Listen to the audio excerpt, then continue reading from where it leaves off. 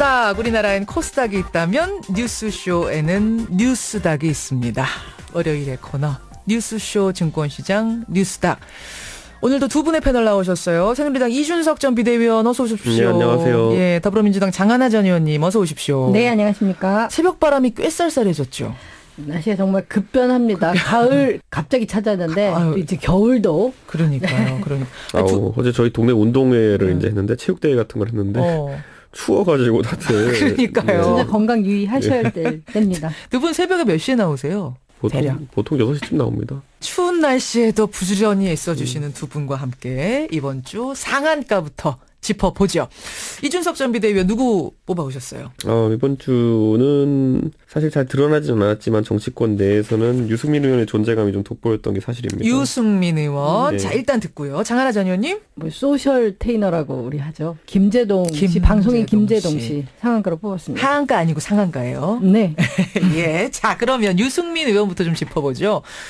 상한가 유승민 의원 이름은 사실 종종 등장해 왔는데 이번 주는 왜 뽑아오셨어요? 그러니까 사실 대선이 이제 다가오면서 그 각자 1위 후보군이라고 하는 분들 빼고 이제 어떻게 치고 올라갈 것인가에 대해서 고민이 많은 거거든요. 그런데 지난 한 주 동안은 존재감이 있었던 인물은 유승민 의원이었습니다. 왜냐하면 아무래도 이 대권 주자가 가지기 좋은 가장 좋은 그러니까 득표력이 가장 확장되는 지점이 어디냐면은 안보에 대해서는 확고한 보수적 어떤 관점, 그리고 경제나 사회 문제에 대해서는 다소 이제 중도적이거나 다소 이제 좀 전향적인 입장을 가지고, 그리고 또 현안에 대해서는 기존의 실책들과 거리를 긋는다면은 이게 사실상 어느 정도의 그 대권 필승 공식 중에 하나거든요. 아하. 그리고 지금 와서 그랬었나 하고 하실 분도 있겠지만은 당시 이명박 정부에 비해 가지고 박근혜 대통령도 그런 지점을 가지고 있었기 때문에 대선에서 유리한 고지를 잡을 수 있었던 거거든요. 현 정부의 실책과는 나는 거리가 멀다 띄우면서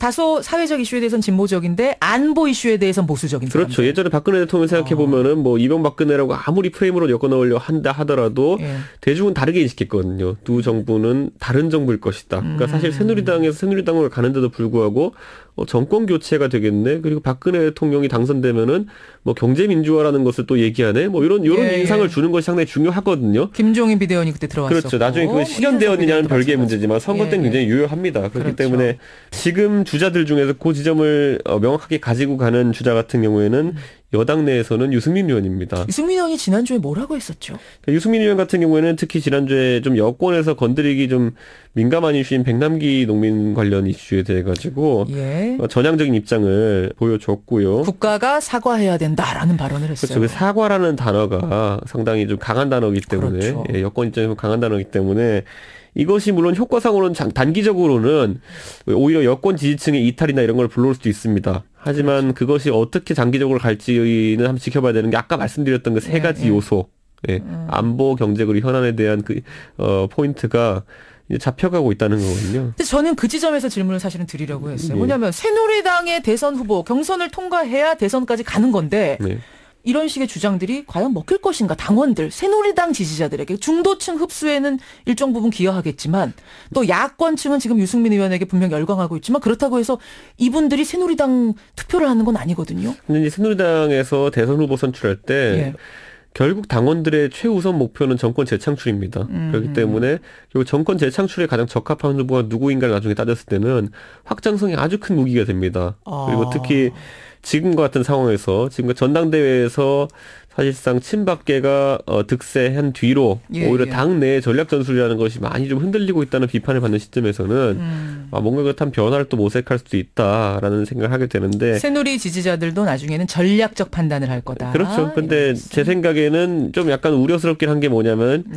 그래도 백남기 농민 이슈 같은 경우에는 새누리당 지지자들 같은 경우에는 아직까지 크게 뭐 사과나 이런 걸 공감을 하지 않고 있거든요. 그래서 이게 또 너무 나간 것인지 아니면 용인되는 수준에서 나간 것인지를 한번 살펴봐야 되지 않을까 싶습니다. 장하나 의원님 어떻게 생각하세요? 상한가 유승민 의원? 유승민 의원이 그 원내대표 자리를 이렇게 밀려날 때도 그렇지만 이분이 정치공학적인 판단과 어떤 그런 전략만을 가지고 활동을 하는 정치인은 아니지 않습니까? 그런 연장선 상에서 아까 뭐 백남기 농민에 대한 소신 밝혔다고 생각하고 또 당에서도 사실 뭐 쫓겨나다시피 했다 다시 돌아가는 상황 아닙니까? 그렇기 때문에 뭐 그런 연장선상에서 별로 놀라울 일은 없는데 유승민을 상한가까지 만들어준 것은 본인이 아니라 사실 지금 박근혜 정부, 청와대 여기에서 너무 네네 뭐 지난주에도 말씀드렸지만 국민들을 실망시키고 있기 때문에 대안을 찾게 되는 것이고 대안에서 눈에 돋보이는 것이 유승민 의원이나 아니면 지난주 상한가로 매기셨던 김영우 국방위원장 이런 분들이 보이는 거죠. 그래서 뭐 스스로 잘하시는 것도 있지만 어쨌든 정부의 공이 좀 크다. 청와대의 공이 크다. 지난주 이번 주 계속 연장선상이 있지 않습니까? 그러니까 이게 사실 암묵적으로 좀 숨어 있는 것이 이 한쪽이 부상하면 한쪽이 좀 내려가게 되어 있거든요. 여권 내 파이가 일정하기 때문에. 그래서 최근에 이제 어쨌든 전면적 투쟁 과정에서 또 친박계를 위시한 지도부가 큰 성과를 내지 못하면서 반작용이 어느 정도 나오고 있는 시점이라고 보면 될 것 같습니다. 그래요. 유승민 의원. 백남기 농민 사건 국가가 사과해야 된다는 발언 외에도 전경련, 미르재단 문제로 복잡한 전경련도 해체해야 된다 이런 얘기까지 과감하게 해서 상한가 주셨어요. 장하나 전 의원의 상한가는 김재동 씨. 방송인 김재동 씨를 뽑아오셨어요. 국감 증인 채택하느냐 마느냐 논란이 있었고요. 근데 뭐 본인이 뭐 불러봐라 누가 골라다 보자 이렇게 호언장담도 했었고 나를 부르면 감당할 수 있겠습니까? 이런 얘기까지 해서 결국 국방위의 증인 채택은 무산이 됐습니다. 그렇죠. 그러니까 뭐 워낙 방송인 중에서도 말씀 달변이시고요. 네. 또 그전부터도 이런 정치권 특히 야권과의 관계 때문에 본인의 방송활동 이런 데 내가 피해를 봤다. 사실 예전엔 방송에서 채널 돌려도 계속 김재동 씨가 나오던 때가 있었는데 요새는 보기 많이 힘들어졌기도 하죠. 근데 이번에 말씀하신 대로 부르면 누가 나를 감당할 것인가 이런 얘기도 했었고 실제로 국방 전문가로서 정의당의 김종대 비례의원께서도 실제 어떤 예전에 방위라고 했었죠. 어떤 장교들 자녀들 과외를 했다든지 아니면 이제 불이익 당한 점들 아니면은 어떤 장교들의 집안 행사에서 각종 행사 같은 거 했을 때 서빙을 한다든지 이런 군대의 어떤 부조리 같은 것들 있었던 사실이고 이런 김재동 씨가 방송이지만 그런 발언한 거에 대해서 국방위가 검증했을 때 사실상은 김재동 개인의 문제가 아니라 그러한 군대의 부조리 다 나올 것이거든요. 일상적인 부조리 비리 이런 것들을 계속 이번 국방위에서 다뤄야죠. 이게 증인 출석만 얘기하고 넘어갈 문제는 아닌 것 같습니다. 아니 근데 이게 김재동 씨가 어쨌든 지금 위치가 과거에는 시사를 다루지 않던 시절이 있었고 그냥 단순히 좀 재미있는 분의 역할만 하던 적이 있었는데 지금 시사를 많이 다루고 있기 때문에 저도 시사 방송을 많이 하고 있지만 여기에 상당한 책임이 요구됩니다. 우리가 군이나 공조직이라고 해가지고 여기에 대해서 혹시라도 군에 대한 부조리가 여러 가지 있다 하더라도 그것을 없는 사실을 지원해가지고 만약에 비판을 하게 된다면은 문제 해결에 도움이 되지 않습니다. 그 부분이 이번에 이제 논란의 지점이거든요. 그러니까 김재동 씨가 장군의 부인을 아주머니라고 내가 불렀다가 영창에 13일 갔다 왔다. 그리고 다시는 아주머니라고 부르지 않겠습니다. 이걸 3번 복창한 다음에 풀려났다. 이 얘기를 이제 토크쇼에서 한 거예요. 그러니까요. 저희가 그거 들었지만 되게 재미있는 음악이 밑에 깔리면서 빵빵 터지는 이런 토크 예능쇼였거든요. 그러니까요. 과연 이 이야기가 사실인가? 과장이 조금이라도 됐다면 이거 할 수 있는 얘기냐?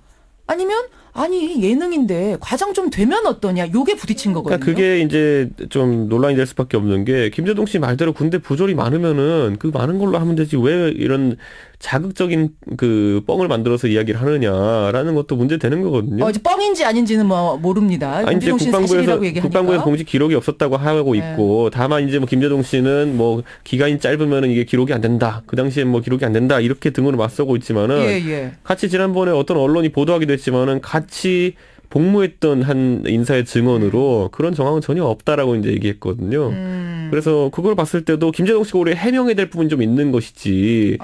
거기에 대해서 나를 부르면은 니네가 더 곤란해질 걸 이런 거는 솔직히 말하면 만약 다른 이슈에 대해 가지고 다른 이슈에 대해 가지고 어떤 오히려 야당이 관심 있는 이슈에 대해 가지고 증인이 나왔는데 나를 부르면 니네가 날 감당할 수 있겠어 이렇게 나왔다면은 야당도 상당히 기분이 안 좋을 겁니다. 자, 이 부분은 장하나 의원이 답변 주셔야 될 것 같아요. 김재동 씨 상한가로 찍은 입장에서. 네, 저는 또 일박의 주장만을 가지고 아까 같이 군복무했던 분의 말을 제가 못 믿는 건 아니지만 정말 저는 그렇다고 하면 국정감사나 아니면 다른 테이블에서 검증할 수 있는 문제라고 생각합니다. 분명히. 하고 그런 발언의 책임도 져야 될 자리에 있는 것도 너무 확실하고요. 근데 그거는 맞다. 네, 저는 오히려 김재동 씨가 나 부르면 감당하겠느냐라는 그 말의 두 가지. 내가 정말 사실무근인 거 뻥친 거 아니다라는 자신감을 보하고 그렇게 생각을 했기 때문에 또 하나 정말 사실을 조사한 결과 김재동 씨가 정말 거짓을 했다라고 한다면 새누리당이 증인 채택을 이렇게 쉽게 포기하냐? 근데 이번에 저희가 이 문제를 풀어오면서 한번 다뤘더니 청취자들이 가장 많이 해준 문자, 많이 보내오신 문자는 뭐냐면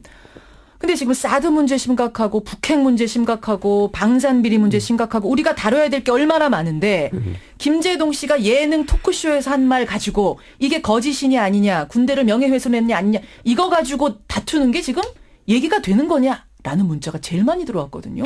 그 자체는 어떻게 보세요? 예능 토크쇼라는 거를 어떻게 다들 보실지 모르겠지만 저 시사 예능 제가 진짜 많이 하는 편인데 거기에서 한 발언들에 대해 가지고 지금까지 굉장히 책임을 지운 사례가 많습니다.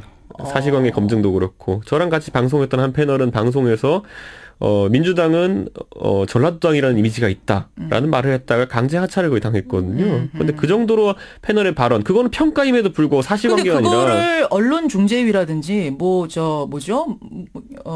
문화 쪽 국감에서 다루는 게 아니라 국방위에서 지금 요거 다루고 있는 게 맞다고 보세요? 만약 명예가 훼손된 것이 군이라고 한다면은 제 생각에는 아까 말했던 그 발언도 저는 그렇게 과한 발언을 보지 않습니다만은 민주당이 전라도당이라는 발언이 만약에 민주당의 입장에 생각해왔을 때 상당히 좀 불쾌하다. 라고 했다면은 그 이의 제기는 민주당이 하겠죠, 그거는. 다만 이제 좀 안타까운 게 있다 그러면은 이 이슈가 저는 진영 논리로 갈 이슈는 전혀 아니라 보거든요. 네, 그래서 군대 부조리에 대한 어떤 해법이 나올 수도 있는 상황인데 그게 좀 안타깝습니다. 특히 김종대 의원 같은 경우는 이런 부분에 대한 관심이 참 많으셨던 분이고 또 그쪽으로 많은 또 노력을 하신 분이기 때문에 충분히 언급하신 그런 내용들에 대해 가지고 더 넓혀서 얘기할 수도 있을 것 같아요.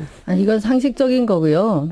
김재동 씨라는 방송인이 그 어떤 국가와 전혀 무관한 거고 개인의 문제이기 때문에 국정감사에서 이분을 불러다가 군 명예훼손을 했다는 거 자리가 완전히 틀린 것이죠. 자리가 완전 틀렸다는 분과 할 수 있다는 분 이렇게 좀 엇갈리는데 요거는 우리 또 청취자들이 나름 판단하시리라 보고 일단 하한가 넘어가 보겠습니다.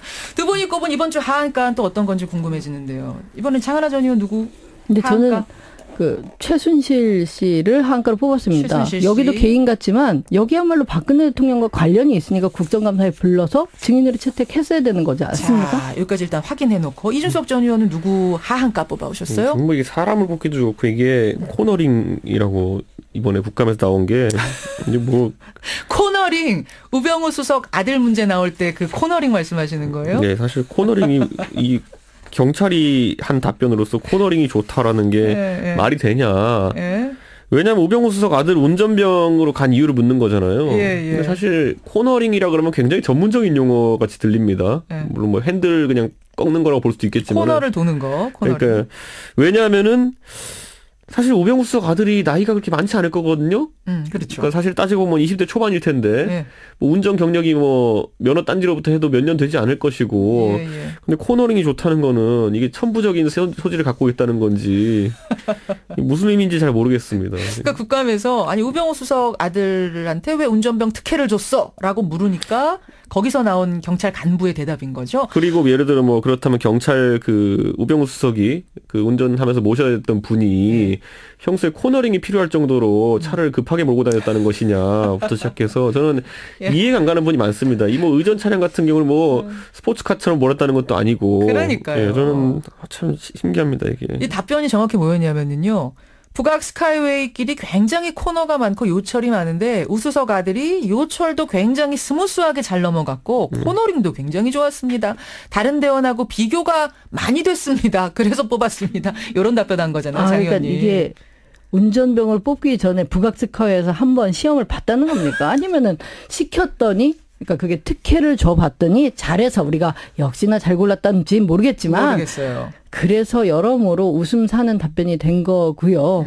이거 코너링으로 하한가 주셨지만 이건 답변한 경찰 조직, 경찰 간부도 문제고 또 이런 것까지 국민들이 알아야 되나 싶을 정도로 우병우 수석 문제 정말 청와대에 책임 좀 져야 되죠. 이게 뭡니까? 그러니까 정말 못 볼 걸 많이 보고 있는 것 같습니다.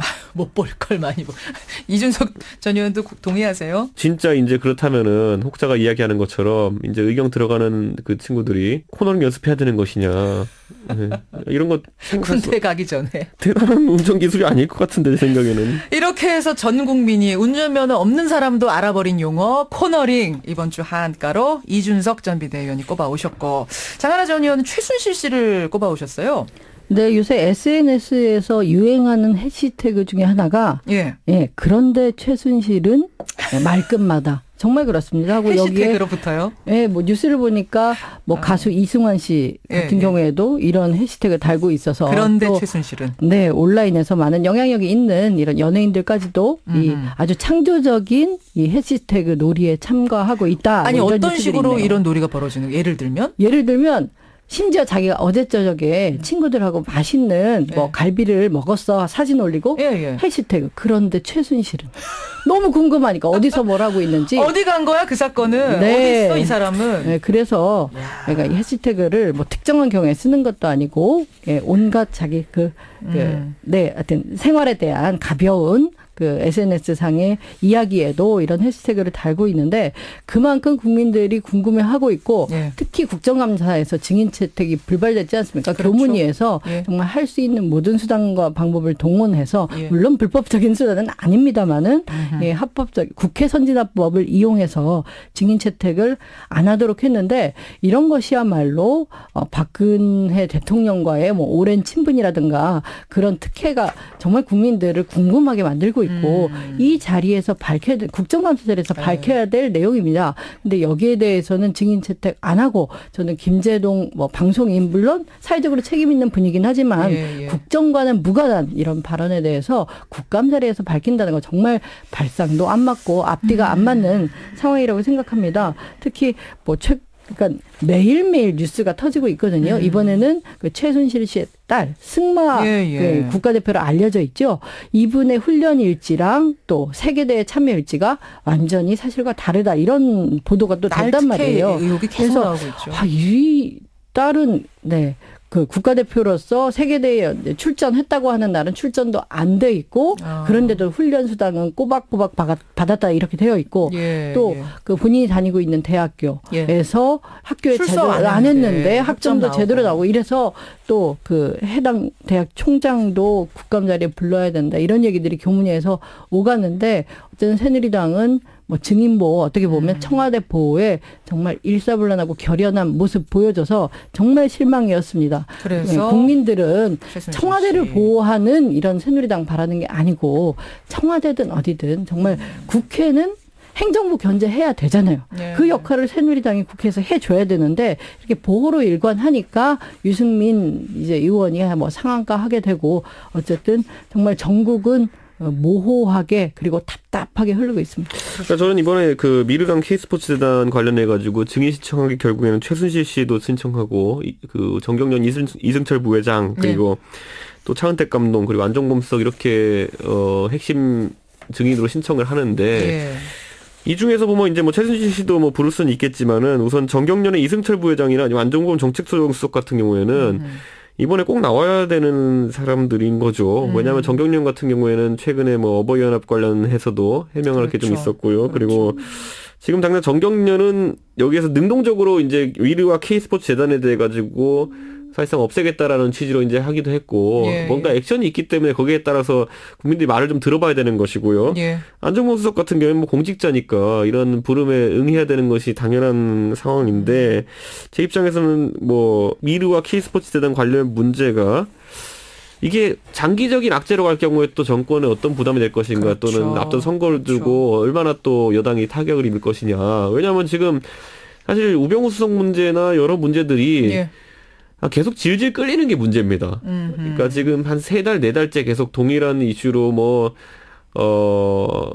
사실 정권에 어쨌든 힘이 받지 않는 상황이 계속 나오고 있는 것이거든요. 근데 이건 뭐 그냥 우리가 소위 레임덕이라고 얘기하면은 그건 일반적으로 정권 말에 대통령 말을 사람들이 잘 안 듣는다 정도의 이제 인상이 강했다면은 지금 박근혜 정부의 어떤 이런 나타나는 현상이라는 거는 오히려 어느 정도는 그 위기 관리에 박근혜 정부가 실패하고 있는 부분이 더 있다. 그러니까 이게 위기 관리라는 거는 대통령께서 당선되시기 전에 후보 시절을 한번 살펴보면요.